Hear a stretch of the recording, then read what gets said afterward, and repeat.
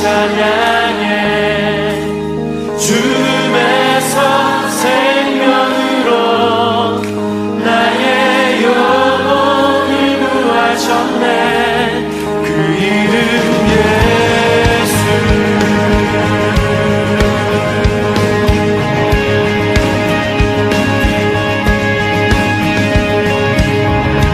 나를 찾아오신 사랑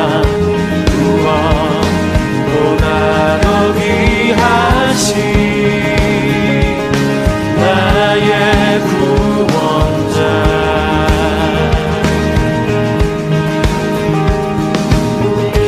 길이요 진리요 생명이 이 땅에 유일한 소망 나의 하나님. 그 이름 예수. 나의 마음을 다해 찬양해 죽음에서 생명으로 나의 영혼을 구하셨네. 그 이름 예수. 나의 삶을 다해 노래해 모든 나라 열방들이 참된 소망을 노래하리. 그 이름 예수. 땅에 두 손 높이 들고 내 삶에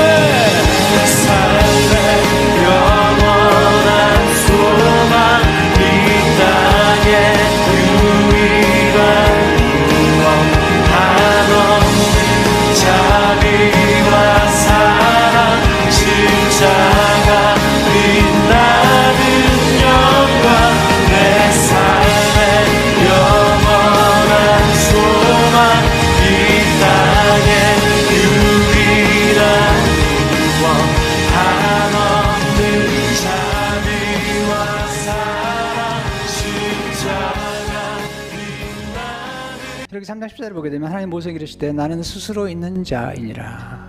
이르시되 너는 이스라엘 자손에게 이같이 이르기를 스스로 있는 자가 나를 너에게 보내셨다 하라. I am who I am. 나는 스스로 있는 자다. 놀라운 말씀이죠.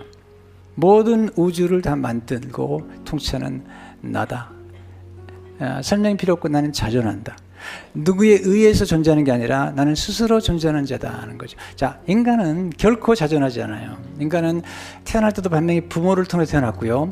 인간은 결핍된 존재로 태어났어요. 스스로가 스스로 안에서 만들어지지 못해요.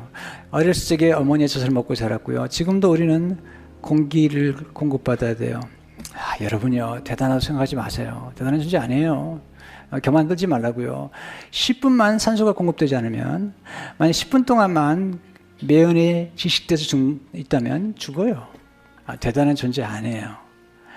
착각하지 마세요. 뭘 가졌다고요? 네, 착각하지 마세요.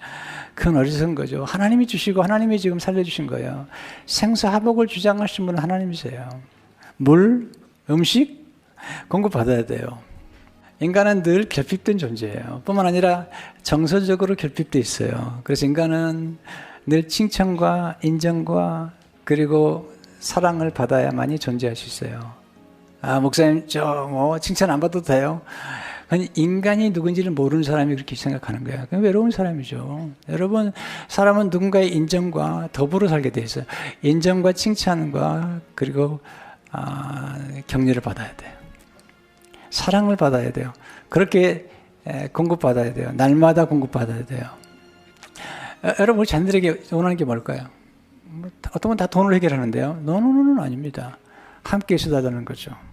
사랑해달라는 거죠. 우리 인간은 정서도 결핍되어 있기 때문에 그래요. 그래서 어제 내가 사랑을 받았다고 오늘 필요 없느냐? 그렇지 않아요.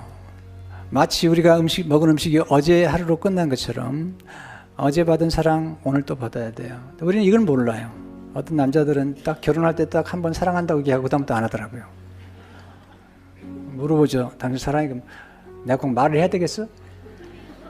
여러분, 말해야 알죠. 인간은 언어의 존재이기 때문에 우린 귀로 들어서 우린 삶을 살아가는 사람들이에요.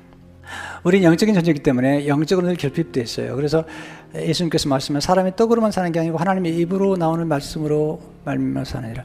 우리는 하나님 말씀을 들어야 돼요. 성경 말씀을 읽기 전에 듣게 돼 있어요. 우리 인간은 먼저 듣게 돼 있어요. 그렇게 만들어졌어요. 어린아이가 이제 잉태되면 제일 먼저 시작되는 게 귀라고 그래요. 그리고 이 땅을 떠날 때 마지막까지 남아있는 게 귀라고 그래요. 우리가 볼 때 의식이 이런 것 같지만 귀는 듣고 있어요. 제가 임종을 지켜보는데요, 늘 그걸 경험해요. 사람은 하나님과 영적인 접촉을 하고 겸손하게 하나님 앞에 경배하고 하나님을 찬양할 때 우리 영혼 깊은 데서부터 흘러나오는 기쁨이 있는 거예요.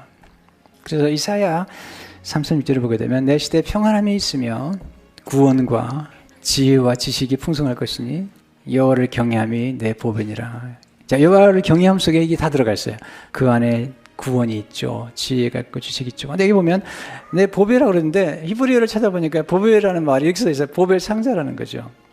네, 보배 상자 안에 수많은 보배를 담을 수 있는 보배면서도 보배 상자가 여호와를 경외한다는 거죠.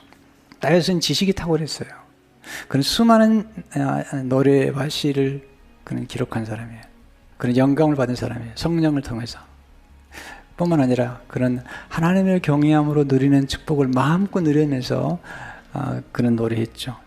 시편 33편 9절 10절을 보게 되면 너희 성도들아 여호와를 경외하라. 그를 경외하는 자에게는 부족함이 없도다. 젊은 사자는 궁핍과 줄일지라도 여호와를 찾는 자는 모든 좋은 것에 부족함이 없으리로다. 우리가 하나님을 믿고 하나님을 정말 경외하기 시작하면 부족함이 없는 축복을 누리게 되죠. 왜냐하면 성령께서 오시게 되면 진정한 지혜와 총명을 주거든요. 우리가 좀 어리석잖아요, 살아가면서. 왜냐하면 성령을 의지하지 않아서 그래요. 내 지혜를 의지하는데 하나님 말씀하시죠. 너는 여호와를 내 명철을 의지하지 말며 범사에 그를 인정하라. 그래야만 내 길을 지도하시라는 거잖아요.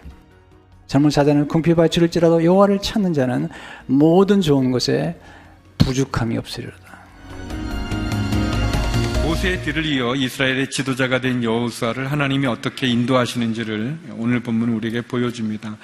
여호수아는 예수님을 예표하는 그러한 이름입니다. 여호수아라는 이름의 뜻이 여호와는 구원이시다, 하나님은 구원이시다는 그런 뜻입니다. 그래서 이 이름은 이제 포로 시대를 거치게 되면서 예수아로 바뀌게 되고, 그리고 신약 시대에 오면 헬라식으로 예수라는 이름이 됩니다. 예수는 구원자라는 그런 뜻을 갖고 있습니다.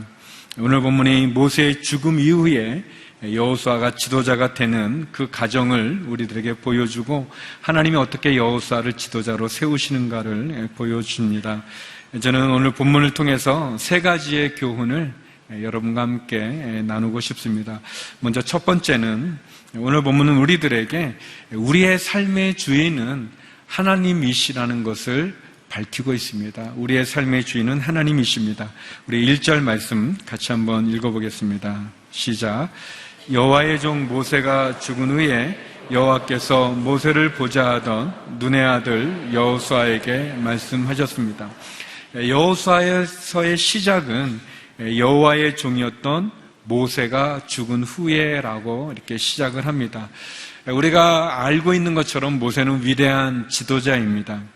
모세는 애굽의 억압 속에서 노예 생활을 했던 이스라엘 백성들 거의 한 200만 명 되는 사람들을 지팡이 하나로 인도했던, 탈출시켰던 사람입니다.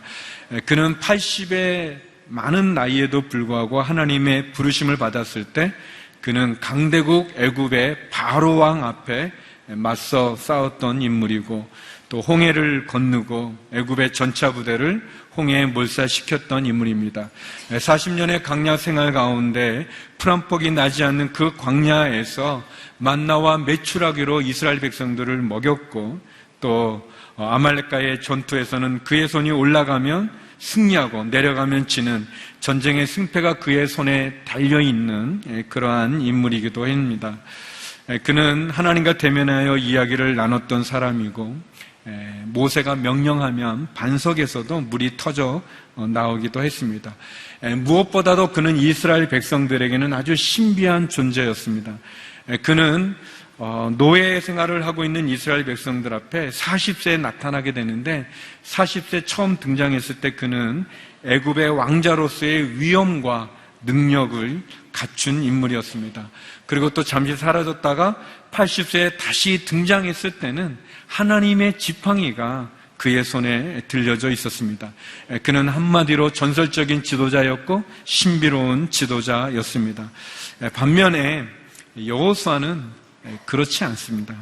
모세가 신비스러운 전설적인 하나님을 대면하여 이야기를 나눌 만한 탁월한 하나님의 사람이었다면 우리 1절에도 나와 있는 것처럼 모세를 수식하는 말은 여호와의 종이라는 그런 표현을 쓰지만 여호수아는 어떻게 나오냐면 모세를 보좌하던 눈의 아들 여호수아라고 되어 있습니다. 한마디로 모세의 비서였던 또는 모세의 시종이었던 그렇게 표현이 되어집니다. 신비스러운 인물인 모세에 반해서 여호수아는 그들과 똑같은 노예의 신분으로 자랐습니다. 모세가 레위지파 출신인 반면에 여호수아는 이스라엘 역사에서 끊임없이 문제를 일으키는 에브라임 지파 출신이었습니다. 여호수아는 40년 동안 애굽에서 벽돌 굽는 노예로서 모세의 보좌관으로서 40년을 보냅니다. 그렇기 때문에 이스라엘 사람들이 여호수아의 리더십을 인정하는 것은 쉽지 않은 일이죠. 모세의 갑작스러운 죽음은 여호수아를 당황케 하고 또 이스라엘 백성들 당황하게 합니다. 마찬가지로 우리의 삶에도 갑작스러운 사건이 생기고 원치 않는 어려운 일을 우리가 겪게도 됩니다. 갑자기 모세가 죽는 사건이 생길 수 있습니다. 우리의 마음의 원함과는 관계없이 상관없이 데려가는 모세가 있을 수 있습니다. 내 인생에 모세처럼 의지했던 남편 또는 부모님 또는 자녀 하나님 갑자기 데려갈 수 있습니다. 나를 도와줄 것 같았던 나의 친지를 또는 친구를 그리고 재물과 명예, 권력 하나님 모세를 갑자기 데려가듯 그렇게 데려가실 수 있습니다. 그러나 성도 여러분, 하나님께서 우리의 인생의 모세를 데려갔다고 해서 우리의 인생이 끝난 것이 아님을 기억하시기 바랍니다. 모세는 떠나도 하나님의 약속은 계속됩니다. 사람은 죽겠지만 하나님의 약속은 계속 진행이 됩니다. 사람은 바뀔 수 있어도 하나님의 계획은 계속 진행이 되어집니다. 모세는 떠나도 하나님 그 약속은 하나님 그 계획은 온전히 이루어집니다. 모세가 죽은 후에 여호수아의 사명이 시작이 된 것처럼 어쩌면 내가 의지했던 모세가 사라지고 나서 떠나고 나서 죽고 나서 우리는 진정으로 하나님을 만나기도 합니다. 하나님의 계획은 모세가 죽은 후에 여호수아를 통해서 이루는 것이었습니다. 나의 모세를 데려가신 그 사건은 하나님께서 우리를 잊어버리거나 우리를 버리신 것이 아니라 계속해서 이어가는 하나님, 그 하나님의 약속을 우리들에게 보여줍니다. 모세의 죽음 같은 뜻밖의 슬픈 일을 당할 수 있고 난간에 부딪힐 수 있지만 이러한 절망의 순간에 우리가 기억해야 되는 것은 하나님이 눈도 흐려지지 않고 기록도 새해지지 않은 모세를 하나님 갑자기 데려가셨지만 우리 앞에 감당하기 어려운 어려움이 닥쳤지만 그러나 이 사건은, 이 어려움은 우연히 일어난 사건도 아니고 사고도 아니고 우리의 주인이신 하나님께서 나를 향한 계획이고 그리고 하나님의 선한 뜻이 이루어진다는 것을 우리가 알 필요가 있습니다. 성도 여러분, 우리의 삶의 주인은 하나님이십니다. 우리나라 이 민족의 주인 역시 하나님이십니다. 우리는 그것을 기억할 필요가 있습니다. 우리 이 5절 편이 되지 않은 짧은 구절 가운데 이 내가라는 말이 많이 나옵니다. 2절, 3절, 5절에는 2번이나 내가가 나오는데 그 내가는 누구냐면 하나님을 말합니다. 하나님이 주인이시라는 것이죠. 모세는 위대한 지도자입니다. 그러나 모세는 하나님의 종이었습니다. 그가 이스라엘의 주인이 아니라 그는 하나님의 종일 뿐입니다. 여호수아도 마찬가지입니다. 그도 역시 하나님의 종이었습니다. 우리 인생의 주인은 모세나 여호수아가 아니라 하나님이십니다. 하나님이 우리의 주인이시고 그분이 우리를 인도해 가시는 것이죠. 가나안의 정복은 여호수아가 한 것이 아니라 하나님의 말씀에 순종했던 여호수아를 통해서 이루신 것입니다. 이스라엘 백성이 애굽에서 탈출하게 된 것은 모세가 한 것이 아니라 하나님의 명령에 순종했던 모세를 통해서 하나님이 이루신 것입니다. 마찬가지로 저와 여러분의 인생의 주인이신 하나님이 그 하나님의 말씀에 순종하는 저와 여러분을 통해서 하나님의 일을 이루어 나가시는 것입니다. 내가 한 것이 아니라 하나님의 말씀에 순종하는 나를 통해서 그분께서 이루실 것입니다. 우리 인생의 주인이 하나님이심을 기억하시기 바랍니다. 두 번째는 오늘 본문은 우리들에게 요단을 건너 약속의 땅으로 가라고 말씀하고 계십니다. 요단을 건너 약속의 땅으로 가십시오. 우리 2절 말씀 같이 한번 읽어보겠습니다. 2절입니다. 시작. 내 종 모세가 죽었으니 너와 이 모든 백성들은 이제 일어나 이 강을 건너 내가 이스라엘 백성들에게 주는 땅으로 가거라. 하나님이 말씀합니다. 내 종 모세가 죽었다. 너와 이스라엘 백성들은 이제 일어나 이 요단강을 건너 내가 너에게 주기로 약속한 요단을 건너 가나안 땅으로 가라. 그렇게 말씀하십니다. 하나님 요단을 건너 약속의 땅으로 가라고 여호수아에게 얘기하는 거죠. 그러나 여호수아에게 요단강은 굉장히 어려운 강입니다. 넘기 힘든 강입니다. 그러나 가나안을 가기 위해서는 요단강은 반드시 건너가야만 되는 것입니다. 사랑하는 성도 여러분, 하나님이 우리에게 주신 약속의 땅을 가기 위해서 여러분이 건너야 될 요단강은 무엇입니까?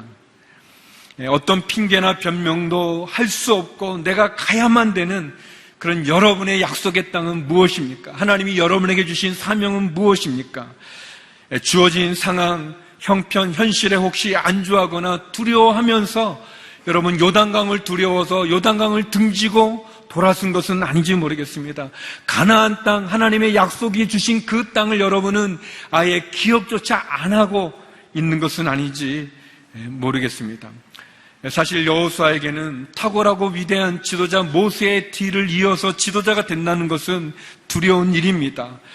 또 40년 동안 늘 불평과 불만, 불순종하는 이스라엘 백성들을 이끈다는 것도 쉽지 않습니다.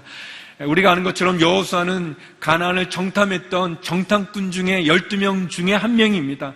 그는 가나안에 있는 성들이 얼마나 견고한지, 그 땅에 사는 거민들이 얼마나 장대한 거인들인지 그는 보고 아는 사람입니다. 그러나 그가 하나님 말씀에 순종해서 요단을 건너 약속의 땅으로 가라는 그 말씀이 얼마나 부담되고 어려운 것을 잘 알고 있습니다. 그런데 하나님께서 이 여호수아 1장은 이제 여호수아를 부르는 소명장인데 이 출애굽기 3장 4장은 모세를 부르는 그 소명장이고 여호수아 1장은 여호수아를 부르는데 하나님이 모세를 부를 때와 여호수아를 부를 때가 좀 다르십니다. 그게 우리가 요단을 건너 약속의 땅으로 가는 그런 우리들에게도 굉장히 위로가 되는 부분인데요. 뭐냐면 모세는 굉장히 강한 사람입니다. 그가 40에 이스라엘 괴롭히는 사람을 쳐 죽였잖아요. 여러분, 사람을 때린다고 죽습니까? 아니죠. 굉장히 아주 험하게, 아주 심하게 때린 그렇게 아주 강한 사람입니다. 심도 넘치는 사람입니다. 그리고 그 하나님 반석을 명해서 물을 내라 그럴 때 모세 보면은 그냥 이렇게 말만 하라고 그랬는데도 내가 내려 하면서 그냥 지팡이로 그냥 반석을 치지 않습니까? 굉장히 이 다혈질이고 아주 강하고 힘도 세고 그래서 이렇게 3장 4장에 보면 하나님 너는 가라 그러면 못 갑니다. 그렇게 대들기도 하고 5번에 그때도 변명하고 마지막에는 뭐라 하냐면 못 갑니다. 그냥 딴 사람 보내십시오. 그러니까 하나님이 화를 냅니다. 이 누구를 부르면서 화낸 사람이 이 모세뿐이 없어요, 사실. 그만큼 이게 모세가 강한 거예요. 근데 여러분 이제 여호수아 1장, 2장 이렇게 읽어보면 하나님 여호수아를 부를 때는 그렇게 안 부르세요. 내가 모세와 함께 했던 것처럼 너와 함께 할 거다. 두려워하지 마라. 용기를 가져라. 담대하라. 내가 너를 떠나지 않을 거다. 버리지 않을 거다. 이렇게 계속 이렇게 말씀해 주시는 거예요. 그러니까 하나님이 이 모세를 부를 때 모세에게 맞게끔, 여호수아를 부를 때 여호수아에 맞게끔 부르시듯 저와 여러분을 부르실 때 요단을 건너 약속의 땅으로 가라 그렇게 우리에게 사명을 주실 때 우리의 성격과 성품과 우리의 상황에 맞게 하나님 다 보내시는 거예요. 무작정 보내는 게 아닙니다. 예전에 하 목사님께서도 그 우리 교육자들을 이렇게 다루실 때 이렇게 또 그게 비슷하게 그 사람에 맞게끔 부르셨어요. 지금은 이제 개척하셔서 이제 그 목회를 잘하고 계시는 저하고 이름이 비슷한 어떤 목사님이 계세요. 근데 그 목사님이 굉장히 강하세요. 성격도 강하시고 아주 이렇게 불같은 그런 그 분이신데 또 교회 일도 많이 하시고 어려운 일도 많이 해냈던 아주 귀한 분인데 아무튼 성격이 강합니다. 근데 이제 저하고 같이 이제 하 목사님 방에 들어갔는데 뭘 좀 잘못해가지고 야단을 맞는데 엄청 맞는 거예요. 막 이렇게 하 목사님이 지금 그렇게 화내는 좀 잘 못 봤는데 아무튼 굉장히 화를 내는 거예요. 그래서 이제 제가 옆에서 저 목사님 이제 사표 쓰겠구나 이제 그렇게 생각했는데 당회장실 나와가지고 저한테 그 목사님이 그러는 거예요. 목사님 우리 밥 먹으러 갑시다 그러는 거예요. 저 같으면 막 까부러지고 막 힘들어서 이거 사표 써야 되는 말 그럴 텐데 그분 밥 먹자고 그렇게 하시는 거예요. 근데 왜냐면 그분은 이제 강하고 막 하니까 하 목사님인데 근데 이제 저는 착하고 이렇게 또 마음이 여려요. 그래가지고 하 목사님이 저를 야단친 적이 없으세요. 그냥 못해도 뭐 다 이유가 있는 거겠지 뭐 그러면서 이렇게 칭찬하고 이렇게 뭐 격려하고 막 하면서요. 왜냐하면 저는 야단치면 더 못하고 이렇게 칭찬하고 격려하면 더 잘하기 때문에 그걸 알기 때문에 하 목사님이 그렇게 하신 거죠. 참고로 여러분도 좀 알아주시면 좋을 것 같아요. 그런데 아무튼 그렇게 하시는 거죠. 하 목사님이 이제 어떤 목사님은 그렇게 또 어떤 목사님이 이렇게 하는 것처럼 하나님이 모세를 부를 때는 그 불같은 모세에게는 하나님 화를 내시지만 여호수아에게는 끊임없이 말합니다. 두려워하지 마라, 담대하라, 용기를 가져라, 내가 너와 함께 하겠다, 너를 떠나지 않겠다 얘기하십니다. 성도 여러분, 요단은 우리가 건너가야 됩니다. 가나안을 가기 위해서 하나님이 우리에게 주신 그 사명을 이루기 위해서는 요단을 가야만 돼요. 건너가야만 됩니다. 어렵죠. 힘들죠. 그러나 하나님 말씀합니다. 너는 일어나 요단을 건너 약속의 땅으로 가라 말씀하십니다. 성도 여러분, 우리를 두렵게 만드는 요단강이 그 어려운 현실, 힘든, 두려운, 부정적인 요단이 우리를 가로막아 있지만 하나님 말씀하시니 우리는 요단강을 건너서 그 약속의 땅으로 나가는 저와 여러분이 되기를 주의 이름으로 축원합니다. 하나님 여호수아에게도 말합니다. 끊임없이 그를 위로하고 용기를 주고 확신을 주면서 가라고 얘기하십니다. 하나님 저와 여러분은 너무 잘 아십니다. 잘 알기 때문에 하나님 우리에게 맞게끔 말씀하시고 또 우리가 감당할 수 있는 약속의 땅을 주시는 것입니다. 하나님이 우리에게 주신 그 약속, 우리에게 맡기신 그 사명을 이루기 위해서 요단강 앞에서 두려워하거나 좌절하거나 멈추지 마십시오. 도리어 그 약속의 땅을 향하여서 하나님이 주신 그 약속을 붙잡고 나가는 저와 여러분이 되기를 바랍니다. 여러분, 과거의 실수 때문에, 실패 때문에 낙심하거나 두려워 미래를 향해 나가는 것을 주저하지 마시기 바랍니다. 또는 과거에 여러분이 이루신 영광에 안주하거나 거기에 머물러서 하나님이 주시는 더 큰 비전을 가지 못하는 그런 어리석은 자리에 있지 않기를 바랍니다. 하나님은 말씀합니다. 요단을 건너 약속의 땅으로 가라 그렇게 말씀하십니다. 우리 앞에 놓여있는 요단을 두려워하지 마시고 하나님이 주신 그 사명을 찾으십시오. 만나십시오. 들으십시오. 그리고 그 사명을 알았다면 그 사명을 이루기 위해서 요단을 건너가는 저와 여러분이 되기를 바랍니다. 마지막으로 오늘 본문은 우리들에게 하나님의 약속, 그 약속을 붙잡으라고 말씀하십니다. 우리 3절에서 5절의 말씀 같이 한번 읽어보겠습니다. 3절에서 5절입니다. 같이 읽어보죠. 시작. 내가 모세에게 말한 대로 내가 내 발로 밟는 곳마다 내게 줄 것이다. 광야 레바논에서부터 커다란 유프라테스 강과 햇사람의 온 땅과 해지는 서쪽 대해까지 내 영토가 될 것이다. 내 평생 너를 당해낼 자가 없을 것이다. 내가 모세와 함께 했던 것처럼 너와도 함께 할 것이다. 내가 결코 너를 떠나지 않으며 버리지 않을 것이다. 하나님께서 여호수아에게 약속해 주십니다. 세 가지를 약속하시는데 먼저 첫 번째 약속은 3절에 있는 대로 너가 발로 밟는 땅을 준다는 것입니다. 이 발을 걷는 것, 이 발은, 이 맨발은 어떤 종의 표시입니다. 하나님께서는 그 발의 신을 벗고 하나님을 주인 삼는 그 사람에게 하나님 축복해 주시고 은혜를 주시고 길을 열어 주십니다. 가나안 정복이 어렵지만 힘들지만 하나님 약속하십니다. 너가 발로 밟는 땅을 내가 너에게 주겠다 약속하십니다. 이스라엘 백성이 가나안의 첫 번째 전투가 여리고 전투인데요. 여리고성, 그 견고한 여리고성을 어떻게 무너뜨리는가? 이스라엘 사람이 하나님의 말씀에 순종하여 그 발로 그 성을 돌 때, 어떻게 보면 군사 전략으로 보면 말도 안 되는 그러한 전략이지만 하나님 약속을 믿고 말씀을 믿고 순종하여 그 발로 그 성을 돌았을 때, 그리고 함성을 질렀을 때 그 견고한 여리고성이 무너지지 않습니까? 요단강을 어떻게 건너게 됩니까? 법궤를 맨 제사장들의 발이, 그 발이 말씀에 순종하여 요단강에 닿았을 때 그 요단강이 멈추어 갈라져 요단강을 마른 땅같이 걷게 되어집니다. 모세를 부를 때도 하나님 그랬습니다. 너가 선 곳은 거룩한 곳이 내 발에 신을 벗으라 그랬습니다. 하나님 앞에 이 발로 밟는 땅을 준다고 말씀하셨습니다. 하나님을 나의 주인으로 고백하는 사람들, 하나님의 약속의 말씀에 순종하는 사람들을 통해 하나님 기적을 이루는 것입니다. 여러분, 가나의 혼인잔치가 물이 포도주가 변화되는 기적은 어떻게 일어났습니까? 예수님의 말씀에 순종하여 그 항아리에 물을 가득 채우고 연회장에 갖다 주라는 예수님의 말씀에 순종한 그 하인들에 의해서 그 기적이 일어나는 것 아니겠습니까? 하나님 말씀에 순종하는 사람에게 하나님 기적을 주십니다. 하나님을 주인 삼는 사람에게, 그 말씀에 순종하여 그 발로 밟는 사람들마다 하나님 주시겠다고 약속하십니다. 동일하게 하나님 여호수아에게 약속하신 것 같이 우리에게도 약속하십니다. 너가 발로 밟는 땅을 우리에게 주시겠다고 약속하십니다. 하나님을 주인으로 고백하고 그 말씀에 순종하는 우리들에게도 하나님 기적을 이루어 주실 것입니다.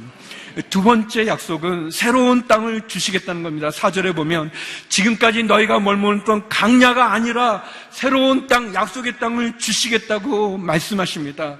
성도 여러분, 가만히 생각해 보면 광야는 불편하죠. 불편한 곳이지만 그러나 이스라엘 백성들이 40년 동안 지냈던 광야는 어떤 곳이냐면 그들이 일하지 않고서도 먹었던 곳입니다. 만나가 내려졌고 메추라기가 주어졌던, 또 반석에서 샘이 터졌던 그런 곳입니다. 뜨거운 낮의 해는 구름 기둥이 가려졌고 밤에 찬 한기는 불 기둥이 가려졌습니다. 어떻게 보면 40년 광야는 일하지 않고도 그들이 안전할 수 있었던 익숙한 곳이죠. 좋은 곳일 수 있습니다.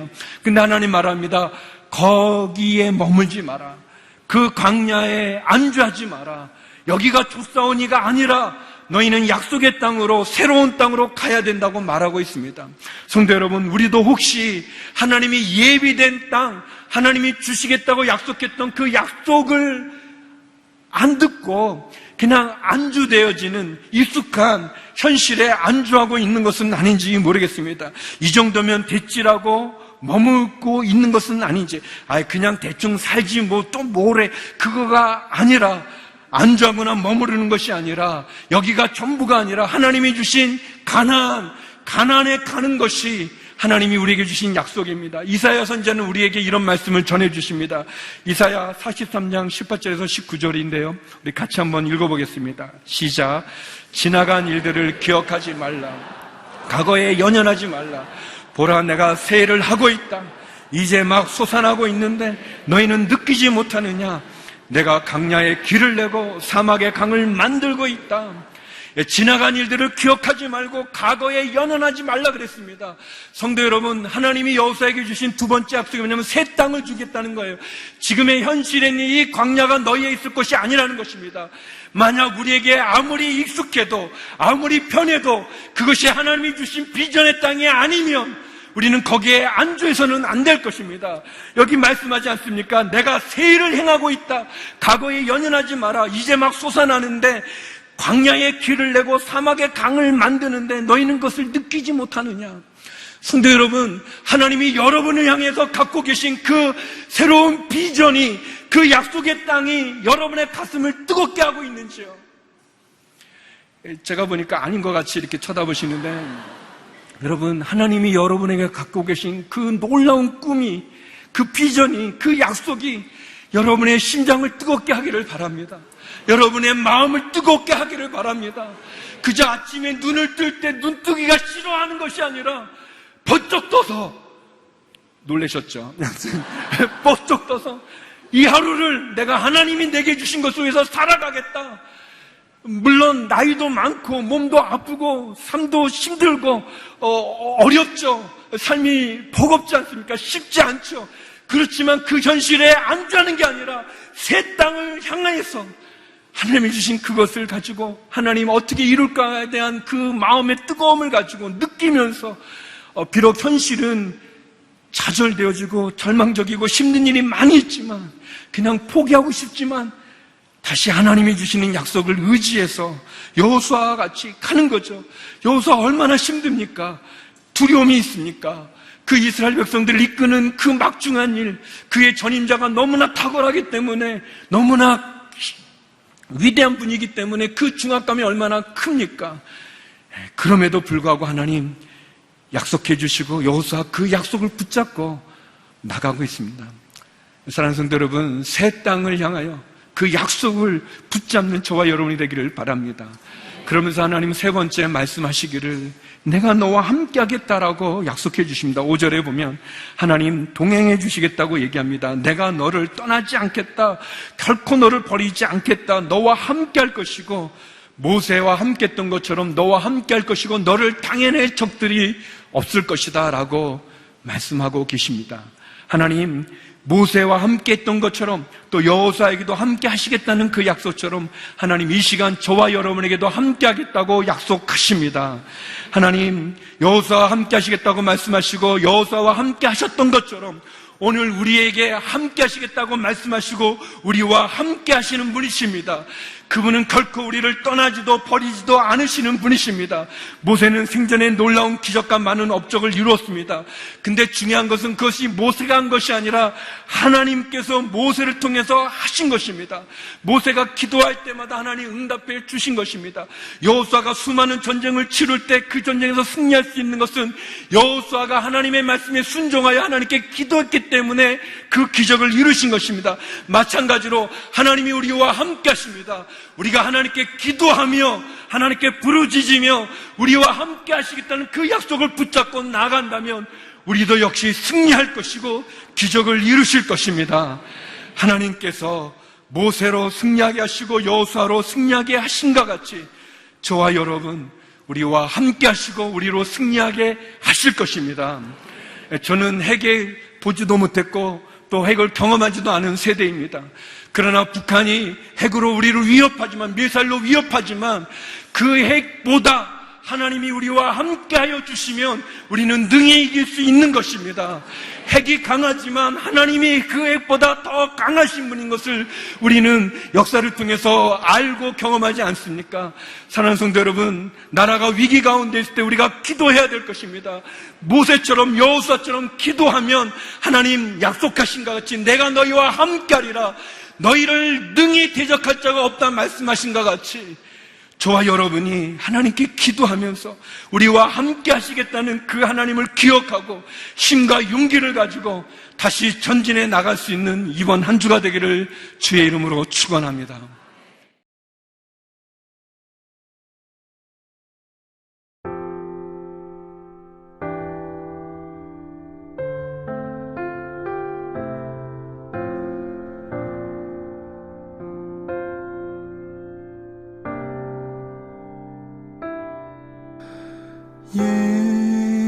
예수 사랑합니다. 사랑합니다. 온 마음 다하여 오직 주님 한 분만 간절히 더 원합니다. 넘쳐나네 넘쳐나네